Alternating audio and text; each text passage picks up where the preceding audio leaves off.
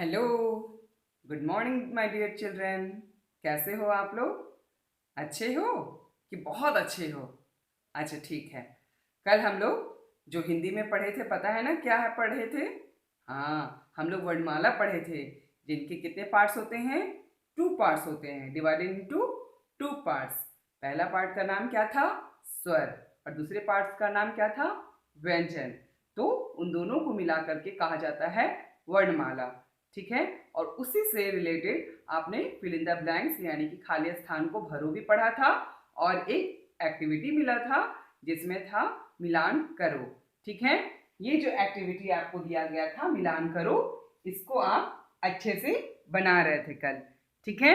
तो ये एक्टिविटी के बाद आज हम लोग कुछ और नया एक्टिविटी पढ़ेंगे। ठीक है। तो ये आप पढ़ लिए हो, अब इससे आगे आज हम लोग पढ़ेंगे। ठीक है।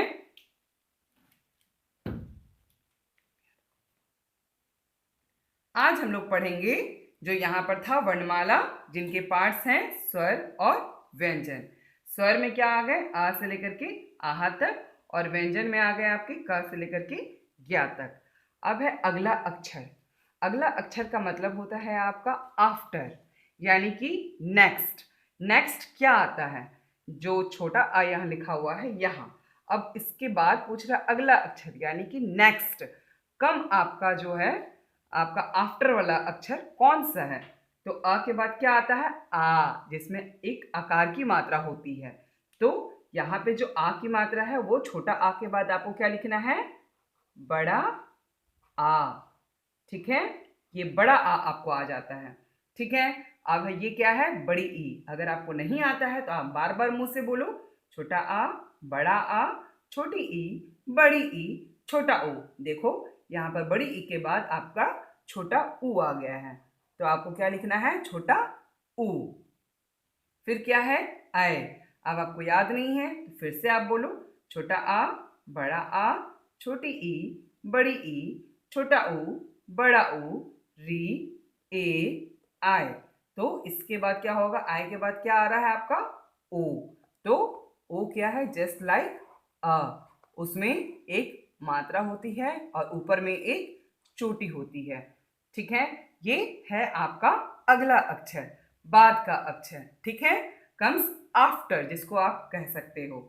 उसी तरह से आपको ये छोटा ओ के बाद का लिखना है, ये जो ओ है ओ के बाद का लिखना है, री के बाद क्या होता है ये आपको बनाना है। ठीक है। अब क्या है यहाँ? व्यंजन। अब व्यंजन किसको बोलते हैं? क से लेकर के ज्ञा तक। तो मैंने यहाँ पर भी कुछ व्यंजन दिया है, तो व्यंजन के बाद वाला आपको लिखना है। ठीक है। तो व्यंजन के बाद में आपको अगर नहीं आता है तो आप शुरू से बोलते जाओ, जितनी बार आप शुरू से बोलोगे उतना ज़्यादा आपको लर्न होगा। ठीक है। अब यहाँ पर क्या लिखा हुआ है? ख। तो ख के बाद आपको याद नहीं आ रहा, तो आपको क ख ग घ याद है तो आप बोलो क ख ग। आपको याद आ जाएगा कि ख के बाद क्या आ रहा है? ग, यानी कि थर्ड आपका अक्षर क्या है? ग। आप यहाँ से भी देख सकते हो क ख ग। अगर आपको याद नहीं है तो आप यहाँ से देख करके आप यहाँ लिख सकते हो। तो आपको और अच्छे से प्रैक्टिस करनी है। ठीक है। अब जा के बाद देखो क्या होता है? क ख ग घ अंग च छ ज झ। झ मतलब झंडा। झ से झंडा। तो आप क्या करोगे? इसको झ लिखोगे और झ से झंडा लिखोगे। ठीक है। इसी तरह से जस्ट इसके बाद वाला आपको लिखना है। मैंने उसी चीज को यहाँ पर छोटा छोटा भी लिख दिया है, ताकि अगर आपको याद ना हो तो आप यहाँ के सपोर्ट से यहाँ लिख सकते हो। इसीलिए मैं आपको बोली आप इसको बाय हार्ट करो, बहुत अच्छे से इसको पढ़ो। जितने अच्छे से आप पढ़ोगे वो अगला अक्षर आप कर सकोगे। ठीक है। तो ये आपका होमवर्क है, ये एक्टिविटी है, आपके टेस्ट है। ठीक है। अब हम लोग क्या पढ़ेंगे? नया आपको पढ़ेंगे, नया एक्टिविटी पढ़ेंगे। नया एक्टिविटी में क्या है?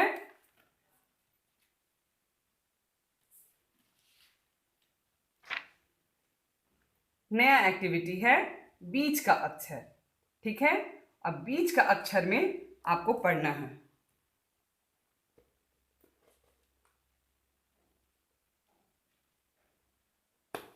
बीच का अक्षर मतलब होता है कि इन तीनों के बाद बीच में कौन है। जैसे ये 3 फिंगर है, 3 फिंगर में बीच में कौन बैठा है, यानी कि सेंटर, यानी कि बिटवीन, जिसको इंग्लिश में बोला जाता है। तो बिटवीन को हिंदी क्या होता है, बीच। ठीक है, तो इन तीनों फिंगर में सबसे सेंटर यानी कि बिटवीन में कौन है, ये वाली है। तो उसी तरह से जब ये दोनों दिया हुआ है तो इनके बीच का लिखना है। ठीक है, तो यहाँ पर बहुत तरह के यहाँ पर मिक्स हैं आपके अक्षर। इसमें आधा स्वर है और आधा व्यंजन है, जो कि आपको पता करना है कि कौन व्यंजन है। तो आप बार बार उसको मुंह से बोलते रहोगे। तो स्टार्टिंग क्या है, यहाँ पर व्यंजन का है, क और ग है। मुझे याद नहीं आ रहा क्या है, तो मैं यहाँ ऐसे करके देखूंगी, क ख ग। तो अब क्या आ रहा है यहाँ पर, ख। तो इस ख को उठा करके आपको कहाँ लिखना है, यहाँ पर लिखना है, ख। अब आ गया सेंटर, क ख ग, यानी कि जो चीज़ आपका बीच में छूटा हुआ है उसी को आपको यहाँ पे बनाना है। अब यहाँ देखो ठ है, ठ तो बीच में नहीं आता, ठ से पहले यानी कि कुछ छूटा हुआ है। क्या छूटा हुआ है, ट छूटा हुआ है। अगर आपको याद नहीं आता तो दोबारा आप क से बोलो। ठीक है, क ख ग घ अंगा हो जाएगा, च छ ज झ इया हो जाएगा। अब यहाँ देखो, यहाँ पर आपका हो गया ट ठ। अब ठ और यहाँ पे लिखा है ढ, तो यहाँ पर आपका क्या बच गया, ढ बचा है। तो ये जो ढ है, ड है, आप उसको यहाँ पर ड लिख दोगे। ठीक है, इसी तरह से आप सबको बनाना। ठीक है, यहाँ पर एक आपको क्या मिला है, अ का है, बाकी सारे ये व्यंजन हैं आपके। यहाँ पर एक स्वर का भी है एक, और ये दो भी स्वर का है। ठीक है, तो ये यहाँ अ लिखा हुआ है, अ और छोटी ई है। अब मुझको नहीं पता कि अ और छोटी ई के बीच में क्या है।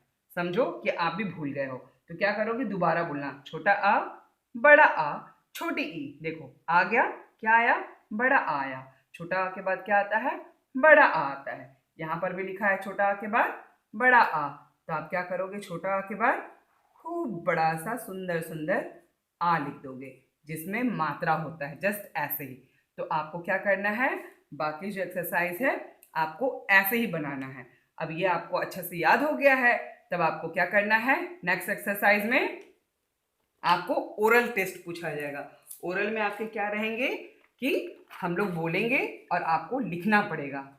ठीक है, तो उसके लिए आपको व्यंजन बहुत अच्छे से, व्यंजन स्वर यानी कि पूरा वर्णमाला आपको बहुत अच्छे से पढ़ना है। जितने अच्छे से आप पढ़ोगे उतना अच्छे से आपके टेस्ट में भी पूरा फुल मार्क्स आएंगे। ठीक है, अब ये है आपके ब्यूटीफुल ब्यूटीफुल सा फूल है। ठीक है, खूब सुंदर सा फूल है।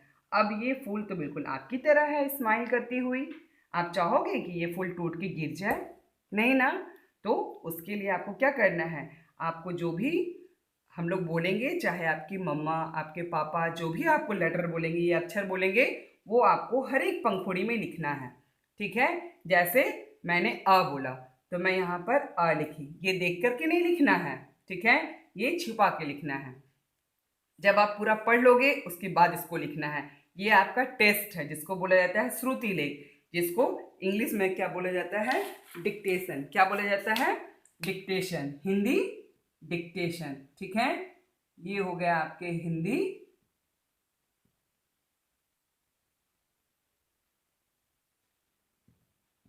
डिक्टेशन। ठीक है, तो इसी चीज को बोला जाता है श्रुति लेख या श्रुत लेख। आप दोनों में से कुछ भी बोल सकते हो। ठीक है, अब आपको क्या है, अगर ये तो छिपा हुआ है, आप टेस्ट में ये लेके बैठे हो पंखुड़ी में। ठीक है, अब आपको मैं बोलती हूँ क लिखने के लिए, तो आप क्या करोगे, किसी भी एक पंखुड़ी में आपको लिखना है खूब सुंदर सुंदर लेटर में क। क की जगह अगर आप ग लिखोगे तो क्या होगा, ये पंखुड़ी आपकी टूट के गिर जाएगी। तो आपको अच्छा लगेगा, नहीं ना। तो इसीलिए आपको क्या करना है, सारे लेटर अच्छे से पढ़ना है, अच्छे से समझना है और अच्छे से सब में फिल करना है, सही सही, ताकि ये फूल बिल्कुल ऐसे ही खिला रहे जैसे आप खिले हुए रहते हो। ठीक है, तो ये आज आपका होमवर्क है कि आप सारे लेटर को अच्छे से पढ़ना है, अच्छे से पहचानना है, ताकि आपकी मम्मी पापा जब टेस्ट लें तो इसको बहुत अच्छे से लिखें। ठीक है, तो आज का जो आपका होमवर्क है ये श्रुति लेख का है, इसको अच्छे से बाय हार्ट करना है। ठीक है, होमवर्क आपका क्या है, आपका होमवर्क है डिक्टेशन के लिए। ठीक है, तो आपको पूरा वर्णमाला पढ़ना है। आज का डेट कितना है, 2/5/2020। तो आपका होमवर्क क्या होगा? ये रहा हिंदी डिक्टेशन। हिंदी डिक्टेशन में क्या पढ़ना है आपको? पूरा वर्णमाला पढ़ना है। क्या पढ़ना है? वर्णमाला। वर्णमाला में कितने पार्ट्स होते हैं? 2 पार्ट्स होते हैं। एक होता है स्वर और एक होता है व्यंजन। स्वर में होता है आ से आहा तक, व्यंजन में होता है का से ज्ञा तक। तो सारे लेटर को आपको अच्छे से पढ़ना है। तब मैं आपसे पूछूंगी कि आपको टेस्ट में कितने मार्क्स मिले। ठीक है? मैं मम्मी पापा को मैं फ़ोन करके मैं पूछूंगी। तो आपको क्या करना है घर में? बहुत ही अच्छे तरीके से पढ़ाई करना है। ठीक है? ओके बच्चों, bye bye. Bye bye. Bye. अच्छे से पढ़ना। ठीक है? Okay, thank you.